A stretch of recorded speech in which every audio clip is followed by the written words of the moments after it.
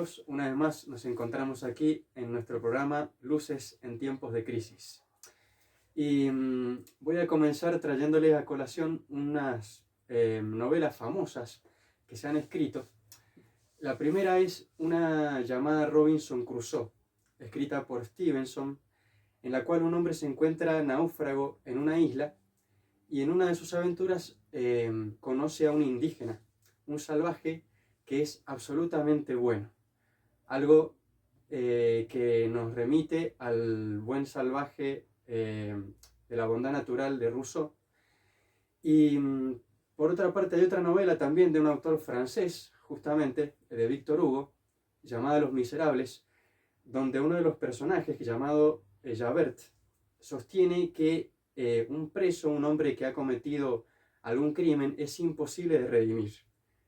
Entonces está la pregunta en el aire. ¿El hombre es bueno o es malo? ¿Cómo es el hombre, padre? Bien, el fondo de estas novelas también tienen su aspecto ideológico, ¿no? Están ubicadas en una época y por eso hay un mensaje de fondo. Bueno, yo le decía vez pasada que solamente a la luz del cristianismo se entiende al hombre. Esta frase la repite muchas veces Juan Pablo II. A la luz del Verbo encarnado recién conocemos al hombre. Sin Cristo no se entiende al hombre. Frases textuales de Juan Pablo. ¿En qué sentido? Yo decía que a través de siglos la humanidad no había terminado de entender uno de los temas y el equilibrio entre el alma y el cuerpo. ¿Quién predomina? Hay otro tema y es el tema del bien y del mal.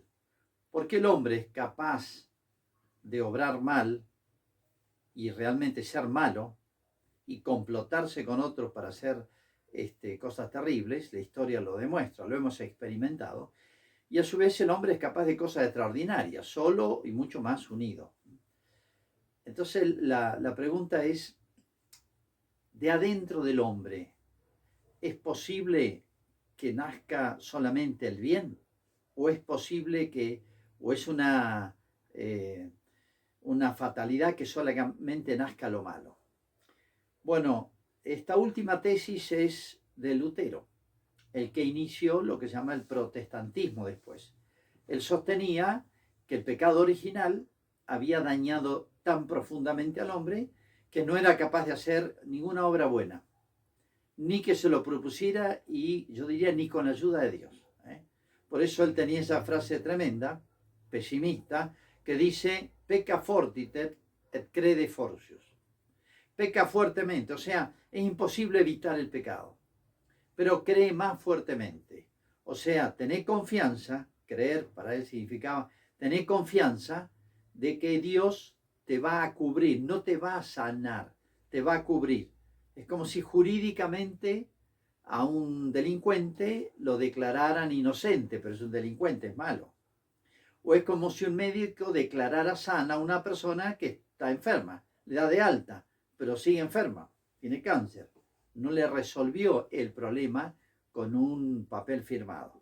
Esa es la tesis de Lutero, siglo XVI, que ha tenido mucha influencia en la historia de la humanidad.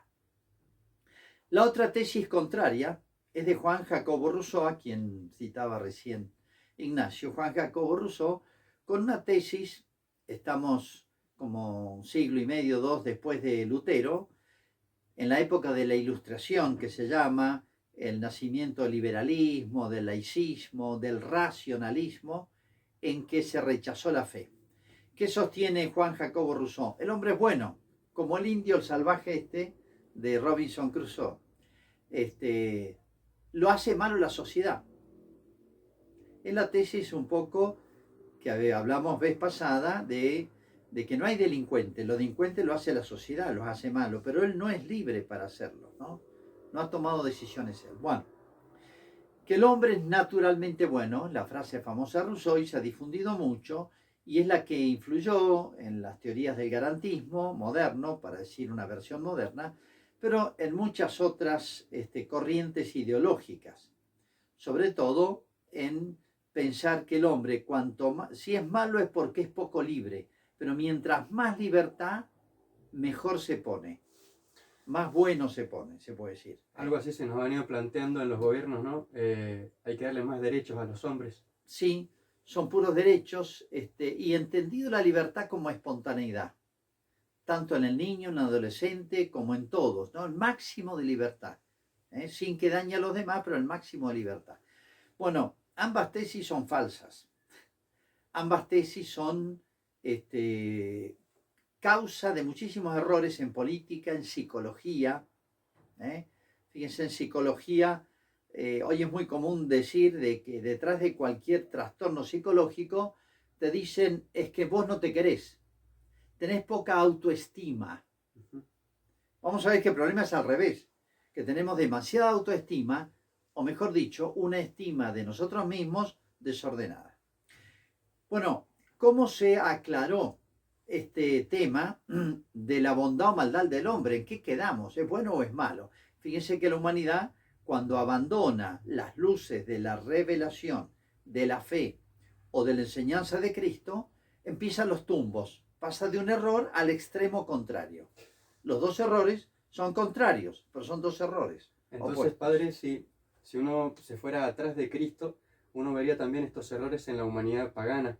Obviamente, en la humanidad pagana no resolvió nunca este tema. La solución más aceptada, más universalmente difundida, es la de lo que se llamó el gnosticismo. Pero es un tema que sería complicado explicarlo en pocas palabras y Sí. nos excede un poquito.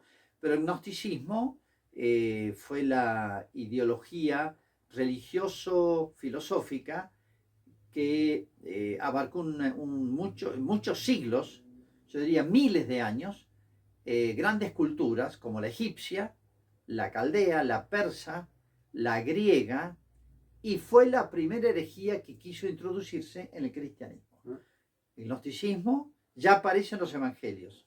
San Juan escribe su evangelio contra los gnósticos, por ejemplo. Y ellos decían, lo malo viene del cuerpo, lo bueno es del alma, y el alma es una chispa divina. Por lo tanto, es omnipotente, impecable, pura, santa, limpia, etc. Todo lo que hacemos de malo lo hago yo, pero no es mío, no es culpa mía, no me hago cargo. Bueno, a grandes rasgos es el gnosticismo.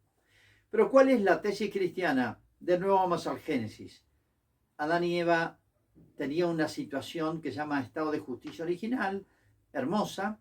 Yo decía esas 4 armonías con Dios, en amistad con Dios, armonía consigo mismo, armonía con los demás, entre Adán y Eva, los que existían, y después con el cosmos, con la naturaleza, las 4 armonías. El pecado original quebró las 4 armonías, por eso Adán se esconde. ¿Dónde estás, Adán? Me escondí.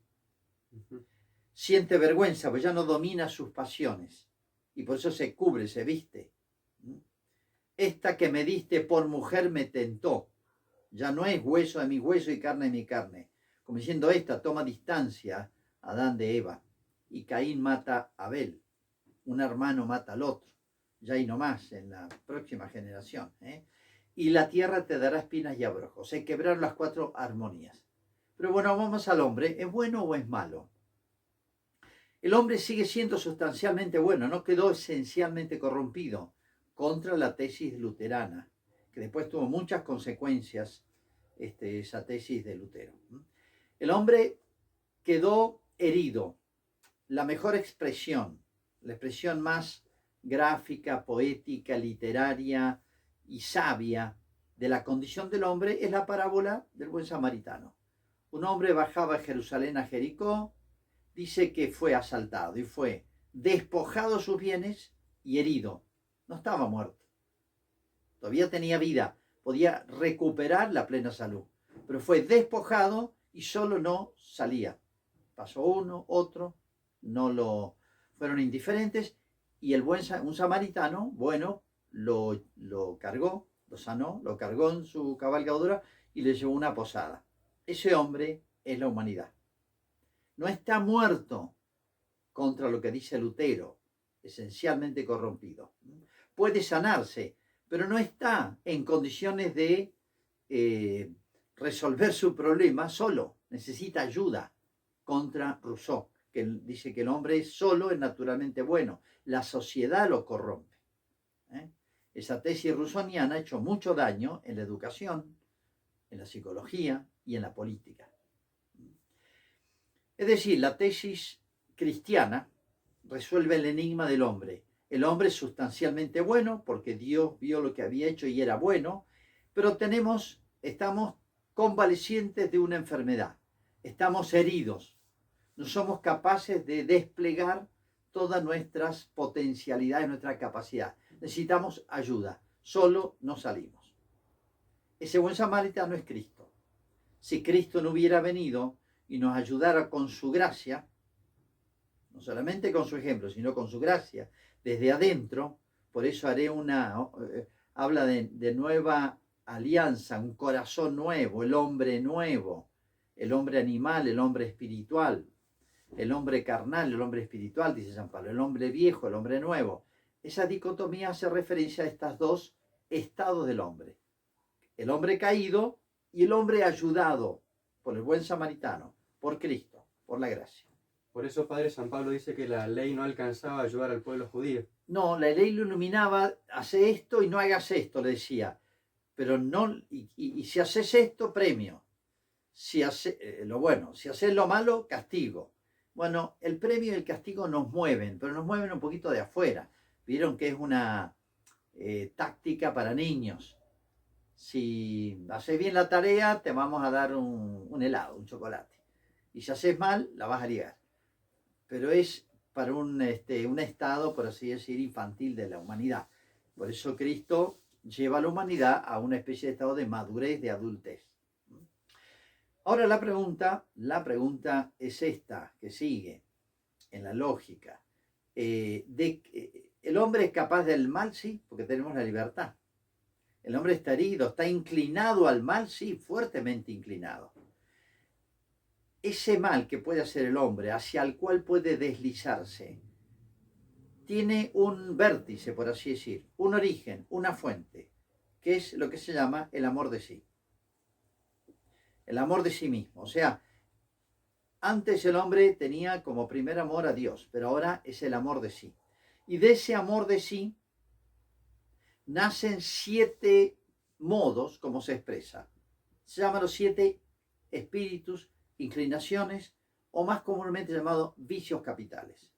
Desde los más espirituales, que son los más fuertes, y los más destructivos, que es la soberbia, primero en el ranking, después la avaricia, que viene en segundo lugar, y después la gula, la lujuria, la ira, la envidia. Son lo que llaman inclinaciones capitales, que son expresiones todas de ese amor de sí, de esa enfermedad que tiene el hombre, de ese amor de uno desordenado. No es que uno se deba odiar, debe amarse en Dios. Entonces, cuando el hombre cae, va a caer por estos 7 caminos y no hay otros. O sea, en otras palabras, todo lo que puede cometer de malo el hombre, o sea, pecar, hacer algo desordenado, va a ser en esas 7 direcciones y no hay otras. Y esas 7 nacen de una, que es el amor de sí. La contrapartida de esto, cuando el hombre quiere seguir el ejemplo de Cristo, la ayuda de Cristo, el hombre se restaura, se sana, como ese hombre que quedó herido. ¿En qué sentido se sana? También en una misma dirección. Así como el amor de sí, desordenado, es el origen de todos los otros males o conductas o hábitos que deterioran y enferman más al hombre y lo matan, así también el camino del bien empieza ¿por dónde? Por el amor de Dios, o por la vida teologal, o por la fe, la esperanza y la caridad, que es retomar el vínculo de donde esa armonía con Dios que se perdió por el pecado original, esa amistad con Dios, en la cual culmina el conocimiento. La fe es el conocimiento, es aceptar lo que Cristo enseña, la esperanza es movernos hacia Dios y la caridad es ya comenzar imperfectamente en esta vida la amistad con Dios, retomar el vínculo principal. Y hay otras virtudes que terminan de ordenar al hombre consigo mismo, con los demás y hasta diría con la naturaleza. Están todas en torno a 4: prudencia, justicia, fortaleza y templanza. En torno a esas 4, que son como los centros de un conjunto de virtudes, en total son más de 50, el hombre se ordena interiormente, especialmente la templanza y la fortaleza hacia los demás, a través de la justicia, la caridad también, etc. Y el hombre se ordena en todas las dimensiones. Ahora, como estamos hablando, y fue el tema con que arrancamos en la historia, ¿qué pasa cuando el hombre que vive en sociedad traslada hacia la sociedad o estas virtudes o estos vicios? Nace una cultura, digamos, cuando una sociedad se deja llevar, digamos, por la avaricia, nace una cultura de la avaricia. Se deja llevar por la soberbia, nace una cultura de la soberbia. Y al revés, cuando una sociedad se empeña, sus miembros, en dirigirse a Dios, en ordenarse, en aceptar la ayuda divina, se mueve hacia una sociedad sana. ¿Y cómo va a ser una sociedad sana? Donde Dios ocupa el primer lugar, porque es la vida teologal trasladada o hecha cultura. Es una sociedad sana, por así decir, templada, justa, porque la justicia es una virtud personal. Pero si se traslada a la sociedad, las relaciones se hacen sanas, justas, eso que tanto reclamamos. Eso quiere decir, padre, que antes de la venida del cristianismo y del remedio para la humanidad que trajo Cristo, las sociedades que existían antes y las sociedades que se han desentendido del cristianismo siempre terminan llevando a lo social esta herida que está en el alma del hombre. Sí, es inevitable que lo lleven a lo social. Pero podemos decir esto, en la parábola, fíjense, del buen samaritano, pasaron 2 y no se interesaron o no pudieron. Lo vieron y pasaron de largo.